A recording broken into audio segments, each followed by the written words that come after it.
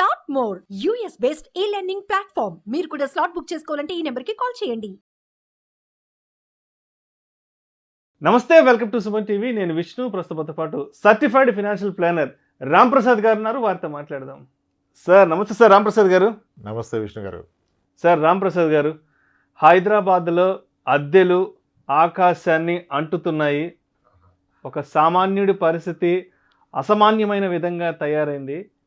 ఒక double bedroom ఇల్లు తీసుకోవాలి అంటే హైదరాబాద్లో 20,000 పైమాట రెంట్ల పరిస్థితి ఉంది. ఏంటి హైదరాబాద్లో సామాన్యుడి జీవనం ఎలా ఉంది, ఎలా ఉండబోతోంది అనేదానికి రామ్ ప్రసాద్ గారు ఏ విధంగా వారి విశ్లేషణను తెలియజేస్తారు. సామాన్యుడు versus Hyderabad city. Yes, problem ఉంది సార్. అంటే రెంట్లు పెరుగుతున్నాయి. సో సరే, 25,000 కాకపోయినా కనీసం 15,000 ఏందైతే ఈరోజు డబుల్ బెడ్రూమ్ ఫ్లాట్ రాదు హైదరాబాద్లో. ఓకే, లొకేషన్ స్పెసిఫిక్ 9,000 నుంచి అయినా మొదలవుద్ది అనుకో.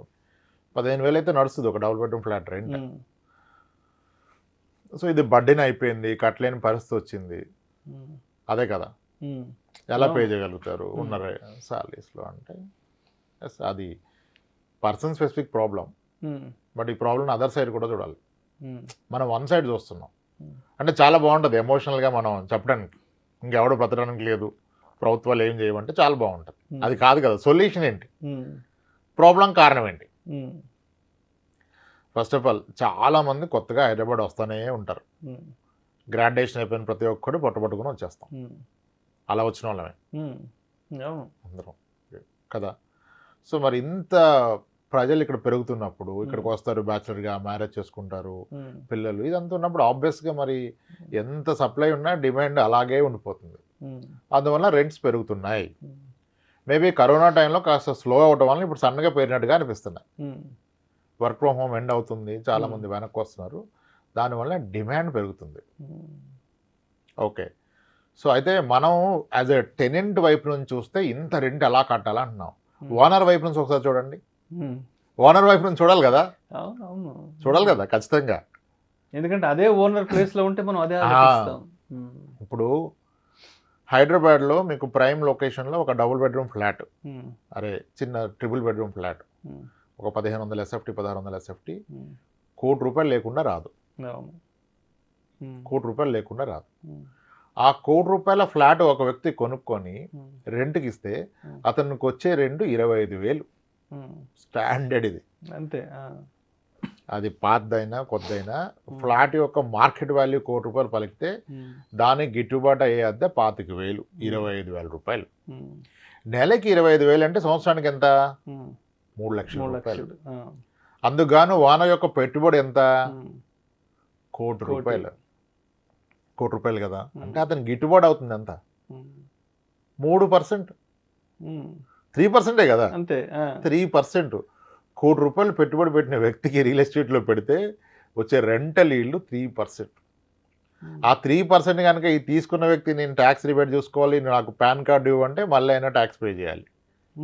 ఆయన ఉన్న ఇన్కమ్ ట్యాక్స్ స్లాబ్ ఏది ఉంటే ఆ ట్యాక్స్ ఆయన పే చేయాలి. రెంటల్ ఇన్కమ్ ఇలా టు యువర్ యాన్యువల్ ఇన్కమ్, ఆ ట్యాక్స్, మెయింటెనెన్స్, మున్సిపల్ ట్యాక్స్లు పోతే ఆయనకి 2.52% వర్కౌట్ అయింది.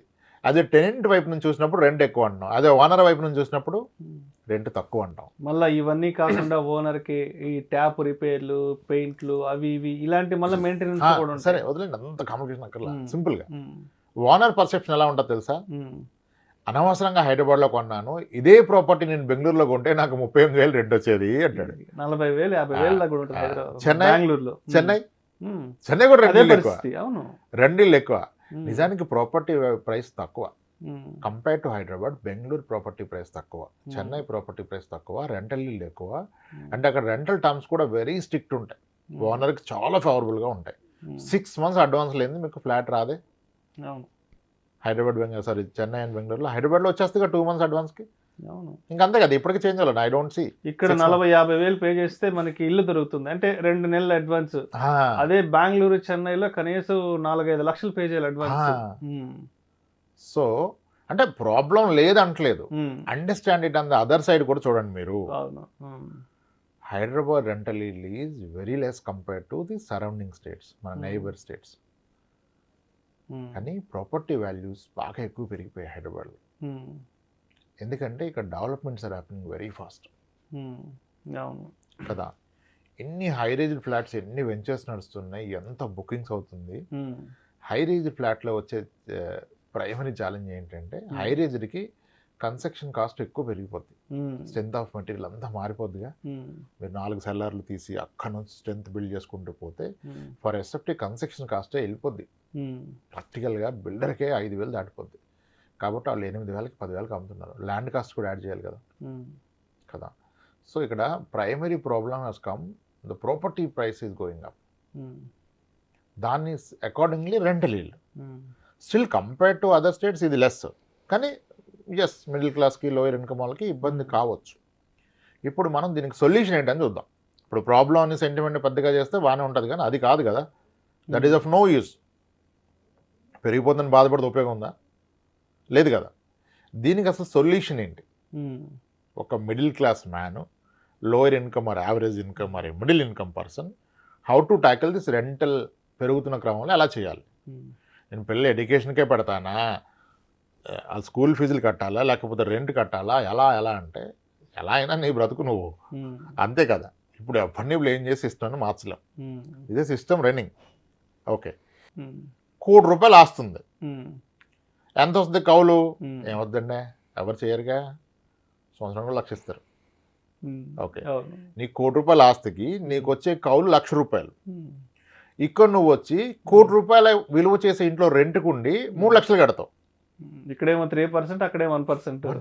అదేంటి సార్ అట్లా అంటారేంటి? అది తాతగారి నుంచి వచ్చింది కాబట్టి మేము తీయలేమంటాడు. తాతగారి నుంచి వచ్చింది కాబట్టి తీయలేము. మరి ఎవరు తీస్తాడు? మీ నాన్న తీయడు, నువ్వు తీయవు, నీ కొడుకు తీయడు, ఎవరు తీస్తారు? అంటే దాంతో ఒక ఎమోషనల్ అటాచ్మెంట్. అదే problem comes when your emotion. ఇదంతా ఎమోషన్ వల్ల జరుగుతుంది. ఎమోషన్ ఎక్కడ ఉండాలి సార్? భార్య పిల్లల మీద ఉండాలి, కానీ ఆస్తుల మీద, పొలాల మీద, స్థలాల మీద ఏంటి సార్ ఎమోషను? ఎక్కడ ఉండాలి ఎమోషన్? అక్కడ ఉండాలి. ఇప్పుడు నువ్వు ఇంత స్ట్రగుల్ అవుతూ ఇక్కడ స్లాగ్ అవుతూ చెప్తున్నావు, రెంట్ కట్టలేకపోతున్నా, ఇబ్బంది పడుతున్నా, పిల్లల ఫీజు కట్టలేక అని. కానీ నేను అనేది ఏంటంటే అది నీ ఆస్తేనా? నీ ఆస్తే కదా. నీ ఆస్తి అనేది నీకు ఉపయోగపడితేనే ఆస్తి సార్. ఎవరికో ఉపయోగపడేది ఆస్తి కాదండి ప్రాక్టికల్గా. సో నేనేమంటా అంటే అందరికి అవదు. ఎవరికైతే స్థలాలు పొలాలు ఉన్నాయో అవి అమ్మేసి ఇల్లు కొనుక్కోండి. ఒప్పుకోరంటే ఒప్పుకోడు. మరి అందరు చచ్చిపోయిందాక ఒప్పుకోడు. ఎవడమ్ముతాడు? అందరు పోతారుగా. మరి ఎవడు అమ్మకుండా అందరు పోతే ఎవడు కొరకు నువ్వు చెప్పుకోవడానికి ఆస్తులు అనుభవించడానిక? సింపుల్ కదా. ఇప్పుడు ఎప్పుడూ వాడంది తినడానికి అంటే నేను అదే అంటాను. ఇప్పుడు స్థలాలు పొలాలు ఉంచుకోవాలని ఉంచుకోండి, హ్యాపీ, పెరుగుతాయి. కానీ వాటి నుంచి ఆదాయం లేనప్పుడు అది ఉంచుకొని నువ్వు ఇక్కడ అప్పులు పాలైపోయి అద్దెలు కట్టుకోవడం ఏంటి? మా పిల్లలకి అంటాడు. ఎక్కడ పిల్లల భవిష్యత్తు కూడా ఉండదు. నువ్వు పడే సగులకి భవిష్యత్తు ఎక్కడది వాడికి? నీ దగ్గర డబ్బు మిగిలితే కదా క్వాలిటీ ఎడ్యుకేషనో, ఫుడ్డో, బట్టో ఏదో ఇస్తావు. ఏది లేకుండా సగడం ఎందుకు? నేను ఏమంటానంటే మీకు ఇన్కమ్ జనరేట్ చేయని అసెట్స్ని ఇన్కమ్ జనరేటింగ్ అసెట్స్ కింద కన్వర్ట్ చేసుకోండి. ఇప్పుడు మీరు చెడగొట్టింది ఏమీ లేదు. ఆ పొలమో స్థలమో ఉంచితే ఎంత పెరుగుతుందో, మీరు ఒక ఇల్లు, అపార్ట్మెంట్, ఫ్లాటో కొనుక్కుంటే ఇది కూడా అంతే పెరుగుతుంది. అండ్ మీరు రెంట్ సేవ్ చేస్తున్నారు కదా. ఏ ఆస్తి లేనోడికి, ఆధారం లేని వాళ్ళకి ఆప్షన్ లేదండి, రెంట్ కట్టుకుంటూ ఉండాలి. కానీ నాకు ఆస్తులు ఉన్నాయి, వాటి నుంచి ఆదాయం లేదు, మళ్ళీ ఇక్కడ నేను అద్దెకు తీసుకుంటా అంటే తప్పు. ఇక్కడ మీరు చెడగొడుతుంది ఏమీ లేదు. దాన్ని నమ్మి ఇక్కడ ఇల్లు కొనుక్కుంటే ఆస్తి ఆస్తిగానే ఉందా? మీరు దాన్ని అనుభవిస్తున్నారా? మీకు బర్డెన్ తగ్గిందా? ఎంత బాగుంటుంది లైఫ్. ఆరోగ్యంగా ఉంటాడు సొంత ఇంట్లో ఉన్నాడు. అందుకనే అయితే స్థలాలు అమ్మం కాదు, అమ్మలేరు. అమ్మలేక వాటిని అంటగడతారు. ఎవరికి? కొడుక్కి, అల్లుడికి, కూతురికి ఇస్తారు. ఏం ఉపయోగం? ఎవరో అనుభవించడానికి వద్దు, ఏదైనా మీరు అనుభవించడానికి పెట్టుకోండి. నేను వ్యవసాయం చేస్తే పొలం సార్, ఎవరో వ్యవసాయం పొలం ఎందుకని? అంతే కదా. ఇప్పుడు నేను ఇల్లు కొంటే నేను ఉండాలి. ఇల్లు కొని రెంట్ కొట్టడం కూడా గొప్ప విషయం చెప్పట్లే నేను. కానీ రెంట్ కట్టడం కన్నా సొంత ఇల్లు పెంచుకోవడం ఉత్తమం. ఆ సొంత ఇంటి కొరకు అందరికి అవదు. అయ్యే అవకాశం ఉన్న వాళ్ళు కూడా చేయట్లేదు, అది బాధ. ఇప్పుడు ఫైనాన్షియల్ ప్లానింగ్కి వస్తే అందరూ ఏమంటారు తెలుసా? సార్ 2 జీతాలు ఉన్నాయి సార్, మా ఖర్చులంతా లేవు, ఈ జీతాలు ఎక్కడ పెట్టాలంటారు. ఎక్కడ పెట్టాల్సిన అక్కడ ఆ జీతాలు ఉంటే ఎవడు గ్యారంటీ ఇస్తున్నాడు మీకు? ఇప్పుడు రాబోయేది ఎక్కడ పెట్టాలి కాదు, ఉన్నది సక్రమంగా పెట్టామనేది ప్రశ్న. ఉన్నది సక్రమంగా సార్ ఉన్నదంటే మనం ముట్టుకోం కదా సార్, మన పేరెంట్స్ది అంటాడు. కాదు, మరి ఎవడు ముట్టుకుంటాడు? ఇప్పుడు మనకి ఒక సేయింగ్ ఉంటుంది, ద బర్డ్ ఇన్ హ్యాండ్. చేతిలో ఉన్న పక్షి చాలా విలువైంది, చెట్టు మీద ఉన్న 10 పక్షుల కన్నా. అది దొరుకుతుందని గ్యారంటీ లేదు కదా, దాన్ని చూసి వదలొద్దు. అలానే నీకు రాబోయే ఇన్కమ్ కన్నా నీకున్న ఆస్తులు చాలా విలువైనవి, వీటిని సరైన మార్గంలో పెట్టాలి. నేను నా పొలాలు ఎవరికో కౌలు ఇచ్చి 50,000 రెంట్ తీసుకు, అది కౌలు తీసుకుంటా, ₹1,00,000 కౌలు తీసుకుంటా, అది కట్టేస్తా, ఇక్కడంటే తప్పు కదా. తీసుకోండి, అది వన్ థింగ్. ఇంకోటి, ఒక హౌస్ అంటూ మీకు ఉంటే, ఎఫోర్డబిలిటీ ఉండి మీరు కొనుక్కోగలిగితే, చాలామంది ఈఎంఐ ఎక్కువ అంటారు. అసలు నన్ను అడిగితే అద్భుతమైన విషయం ఏంటంటే, లోన్లో ఇల్లు కొనడం కానీ అద్భుతం కూడా లేదు. లోన్లో ఇల్లు కొనడం అదొక బ్రహ్మాస్త్రం, దాన్ని వాడుకోవాలా. తెలివైనోడు ఉంటే బ్యాంక్ డబ్బులతో ఇల్లు కొనాలి, మన డబ్బులతో కొనద్దు. ఎందుకు? ఎగ్జాంపుల్, ఇప్పుడు మీరు కనీసం ఒక సెకండ్ హ్యాండ్ ఫ్లాట్ హైదరాబాద్లో డబుల్ బెడ్రూమ్ ఫ్లాట్ 65 లక్షలకు వస్తుంది. ప్రాక్టికల్గా వస్తుంది అంతే. ఎక్కడ వస్తుంది అంటే వచ్చే దగ్గర వస్తుంది, నువ్వు వెతుక్కోవాలా. 65-70 లక్షలకు వస్తుంది కదా, 65-70 లక్షలకు వస్తుంది. లోన్ ఒక 50 లక్షలు తీసుకున్నారు అనుకోండి, 50 లక్షలు లోన్ తీసుకున్నారు. హైపోథికల్గా 26 ఏళ్ల వయసు ఉంది, పెళ్ళి అయింది, లోన్ తీసుకున్నారు. నేను 30 ఏళ్ళు పెట్టమని చెప్తాను. 30 ఏళ్ళు పెట్టండి లోన్ అని చెప్తాను. 50 లక్షల లోన్ని ఇప్పుడున్న రేట్ ఆఫ్ ఇంట్రెస్ట్ 8.55, 8.45లో ఒక 30 ఇయర్స్ పెడితే మేబీ ఈఎంఐ 38,000, 37,000 వస్తుంది. 37-38,000 వస్తుంది 30 ఇయర్స్ లోన్. మేబీ నేను క్యాలిక్యులేట్ చేయలేదు, 36-37,000 వస్తుంది నా ఐడియాలో. ఇప్పుడు ఆయన కొన్న ప్రాపర్టీ ఎంత? 75 లక్షలది. సంభవం ఉన్నది పొలము స్థలము అమ్మేసి ఏదో బంగారం అది చేసి డౌన్ పేమెంట్ కట్టాడు, లోన్ తీసుకున్నాడు. మంత్లీ 36,000 ఈఎంఐ కడుతున్నాడు. ఇతను ఆ ఇంట్లో ఉండటం వలన ఇతను సేవ్ చేస్తున్న రెంట్ ఎంత? కనీసం ఒక 16-18,000 రెంట్ సేవ్ అవుతుంది. ఇతను కడుతున్న 36 అనుకుంటే 18,000 రెంట్ సేవ్ చేస్తే అడిషనల్ కడుతుంది ఇంకో 18,000 కదా, 18,000 రెంట్ కడతాడు. ఇప్పుడు అందరికి డౌట్ ఏంటంటే, ప్రైవేట్ సెక్టర్ ఎంప్లాయీ ఎలా కట్టగలుగుతాడు? జాబ్ పోతే ఏంటి? ఎవరికి జాబ్ పోదు. మనమే రోజు ప్రేయర్ చేస్తాం, పోతే బాగు, ఎప్పుడు పోద్ది పోద్ది ఎవడన్నా పోయిందా? ఎన్నిసార్లు మాట్లాడాము మన ఇద్దరం గత 4 ఏళ్లలో? రెసిషన్ వచ్చేస్తుంది, రష్యా ఉక్రెయిన్ మాట్లాడము, సిలికాన్ వ్యాలీ బ్యాంక్ పోయిందన్నావా? ఎవరికన్నా పోయిందా? ఆ రోజు మాత్రం అందరు దిగాలుగా ఉండి బీపీ డయాబెటీస్లు పెంచుకుంటారు. ఎవరికన్నా ఈ జాబ్ పోద్ది? అసమర్థుడికి పోద్ది జాబ్, సమర్థుడికి ఎవరికి జాబ్ పోదు. ఆరోగ్యం పోతే జాబ్ పోద్ది. ఆరోగ్యాన్ని కాపాడుకొని సమర్థంగా పనిచేసుకుంటే ఎవరికి ఎక్కడ జాబ్ పోదు. జాబులు ఏ ఇండస్ట్రీని ఎవరికి పోతాయి? బాటమ్ పర్ఫార్మర్స్కి పోతాయి. టాప్ 10 పర్ఫార్మర్స్కి ఏ రోజు వాడి కంపెనీకి అవసరం, నీకు అవసరం లేదు. కంపెనీకి నువ్వు అవసరం. మనం వెళ్ళిపోతామన్నా కంపెనీ పట్టుకుంటుంది. ఎస్. ఇప్పుడు మన పాయింట్కి వస్తే 38,000 36,000 ఈఎంఐ కట్టే వ్యక్తి 18,000 రెంటే సేవ్ అయితే అడిషనల్ కడుతుంది 18,000. కానీ అందరూ అర్థం చేసుకోవాల్సిన విషయం ఏంటంటే, మీరు if look at the last 25 years of track record of the home loan interest తగ్గుతాయి సార్, పెరగవు. కరోనాలో పెరిగింది, అది స్టాండర్డ్ కాదు కదా. మళ్ళీ ఇప్పుడు 8.5 వచ్చేసినాయి. Most of the banks are offering. మీరు చూస్తే నెక్స్ట్ 10 yearsలో home loan interest will again come back to 5.56 వస్తుంది. మనం ఆల్రెడీ 7కి వెళ్ళిపోయింది చూసాం. 7 నుంచి 9కి వెళ్ళింది, ఇప్పుడు 8.5కి వచ్చింది. It will come back to 7. అంటే 20-30 ఏళ్ళు లోన్ తీసుకున్న వ్యక్తి యాక్చువల్గా ఇతను ఒప్పుకుందే కడుతూ పోయినా ఈఎంఐ తగ్గుతుంది రేట్ ఆఫ్ ఇంట్రెస్ట్ రివిజన్ అయితే, రెపో లింక్ వలన. 30 years లోన్ నువ్వు 30 years కట్టాల్సిన అవసరం ఉండదు. దానికి అదే 24 ఏళ్ళ క్లోజ్ అయిపోద్ది. అబ్జర్వ్ చేస్తే ఎవరైనా అలా కాదంటే కాదు. అసలు మీరు చూడండి, హిస్టరీ చూడండి, హోమ్ లోన్ రేట్స్ ఎలా వ్యారీ అవుతున్నాయి అని. దానికి అదే తగ్గిపోద్ది. కానీ ఒక విషయం ఆలోచించండి, ఇతను కట్టే ఈఎంఐ పెరగదు కదా, 38 ఉంటుంది కదా. ఒకవేళ రేట్ ఆఫ్ ఇంట్రెస్ట్ పెరిగినా టెన్యూర్ పెరుగుతుంది, ఇతనే వరి అవసరం లేదు. అప్పుడు దాన్ని పట్టించుకోవద్దు. యూట్యూబ్లో చెప్పారని చెప్పి టెన్యూర్ పెరిగింది ఏం చేయదు, ఏం చేయక నీ పని నువ్వు చేసుకో. టెన్యూర్ పెరిగింది, రేట్ ఆఫ్ ఇంట్రెస్ట్ పెరిగినప్పుడు టెన్యూర్ తగ్గినప్పుడు మళ్ళీ తగ్గుతుంది కదా, నీకెందుకు వరి? పెరిగింది తగ్గింది కదా, సో అలా తగ్గుతుంది, నీకు వరి లేదు. నువ్వు ఇదే ఈఎంఐ కట్టుకుంటున్నావు, కానీ 10 years పోయాక నీ హౌస్ రెంట్ ఎంత అవుతుంది? ఒకవేళ నువ్వు కనుక నీ సొంత ఇంట్లో లేకపోతే నీ రెంట్ కూడా 10 yearsకి డబ్బులు అవుతుంది. అబ్జర్వ్ చేస్తే 10 years అయితే నీ రెంట్ 36,000, నువ్వు కడతా నీ ఈఎంఐ కూడా 36,000 కదా. దెన్ ఇంకెక్కడ ఉంది? అంటే 30 ఏళ్ళు హోమ్ లోన్ తీసుకొని 10 ఏళ్ళు ఈఎంఐ కట్టగలిగితే తర్వాత నీకు దాని రెంటే కట్టుకుంటుంది. నువ్వు ఉంటే రెంట్ సేవ్, లేకపోతే రెంటే ఈఎంఐ కట్టుకుంటుంది. ఎంత అద్భుతమైన విషయం. ఇక్కడ అందరికీ సైకలాజికల్గా 30 years అంటే ఎంత కట్టేస్తున్నాం సార్, 1,30,00,000 ఎవడ తిన్నట్టు అంటే అసలు నువ్వు కడుతుంది అక్కడ తినడానికి. అసలు 50 లక్షల్లోనే ఉన్న 36,000 38,000 వడ్డీకి ఇస్తాడా సార్? ఆడు వడ్డీ అసలు ప్లస్ వడ్డీకి వెళ్ళి 38,000కి ఇస్తే పోయిపోయి వాడిని ప్రశ్నిస్తారేంటి? Simple loan. అది అర్థం కావట్లేదు అందరు. ఎమోషన్ లెక్కలు వేరండి, ఫైనాన్స్ లెక్కలు వేరు. Right right. సో నేను ఏమన్నాను, అవకాశం ఉన్న వ్యక్తులు డౌన్ పేమెంట్ మేనేజ్ చేయగలిగితే, లేదా అసలు లోన్ కూడా లేకుండా కొంటే కూడా ఉత్తమే. పనికిరాని ఆస్తులని పనికొచ్చే ఆస్తుల కింద మారిస్తే ఉత్తమం. లేదు ఉన్న వాటిని, ఇప్పుడు చాలామంది ఇల్లు కొనరు కానీ స్థలం కొనేస్తాడు. యాక్చువల్గా ఆ కొనే డబ్బులే ఉంటే దీనికి డౌన్ పేమెంట్ పెట్టేసుకుంటే రిమైనింగ్ ఈఎంఐ రెంట్ సేవింగ్ వల్ల అటు ఇటుగా మేనేజ్. స్థలం బాగా పెరుగుతుంది అంటాడు. పెరుగుతుంది స్థలం. ఎంత పెరుగుతుంది? 6 ఏళ్ళకి రెట్టింపు అవుతుంది. 12%. ఇల్లు కూడా 12 కన్నా ఎక్కువ వస్తుంది యాక్చువల్గా. ఒక అపార్ట్మెంట్ ఫ్లాట్ కొన్నా, ఇండిపెండెంట్ హౌస్ కొన్నా 10 ఇయర్స్కి డబుల్ అయిపోద్ది. దానికి వచ్చే రెంట్ కూడా కలిపి ఇది కూడా 12 వస్తుంది. సో ఫస్ట్ ఉండడానికి ఒక ఇల్లు కొనుక్కోండి. ఒక ఇల్లు కొంటే ఆరోగ్యం బాగుంటుంది. రేపు మీ పిల్లల భవిష్యత్తుకి ఏ ఎడ్యుకేషన్ లోన్ కావాలన్నా మీరు దీన్ని కొలటరల్గా పెట్టచ్చు. ఎడ్యుకేషన్ లోన్ కొలటరల్ అవుతుంది సెక్యూరిటీ.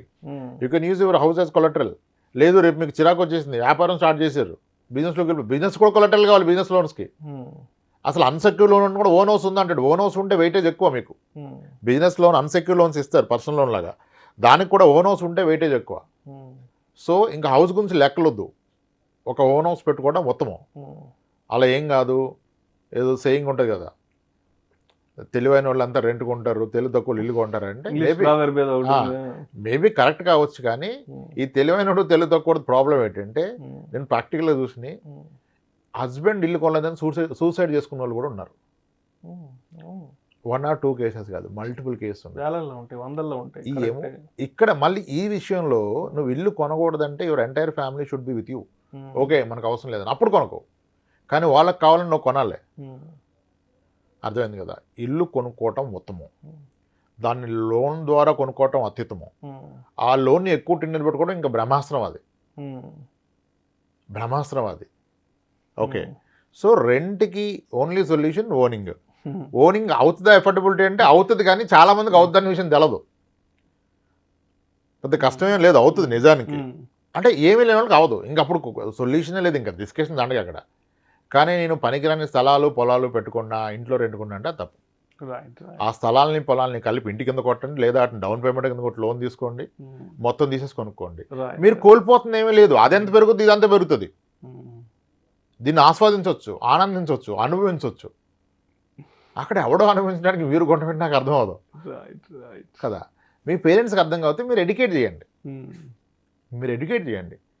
లేదురా అట్లా కుదరదురా, తాతగారు ఇచ్చిందంటే చెప్పండి. నా పిల్లల భవిష్యత్తు ఇంపార్టెంట్, తాతగారు ఇచ్చారనే సెంటిమెంట్ ఇంపార్టెంట్, అడగండి. దట్స్ ఇట్ కదా. అలా solution is buying house. Affordability ఉంటే ఉన్నవన్నీ ఓడ్చేసైనా కొనుక్కోండి, అత్యుత్తమం. ఎస్. సో మొత్తానికి వాల్యూ ఉండి కూడా ఊర్లో ఏవైతే ప్రాపర్టీస్ ఉన్నాయో, అంటే అలాంటి ఆస్తుల మీద పెద్దగా రిటర్న్స్ లేని సిచ్యువేషన్స్లో ఆ ఆస్తుల్ని అమ్ముకొని మరి సిటీస్లో హ్యాపీగా 2 BHKనో 3 BHKనో కొనుక్కోవడం బెటర్ అంటారు. అండ్ దాంట్లో కూడా మళ్ళీ బ్యాంక్ లోన్ పెట్టి ఇల్లు తీసుకోవడం ఇంకా మంచిది అంటారు. అంతే, అది నిజం. అది చెప్పాలంటే మనం కన్విన్స్ చేయలేకపోవచ్చు, కానీ 10-15 నిమిషాల్లో అది అద్భుతం, బ్రహ్మాస్త్రం.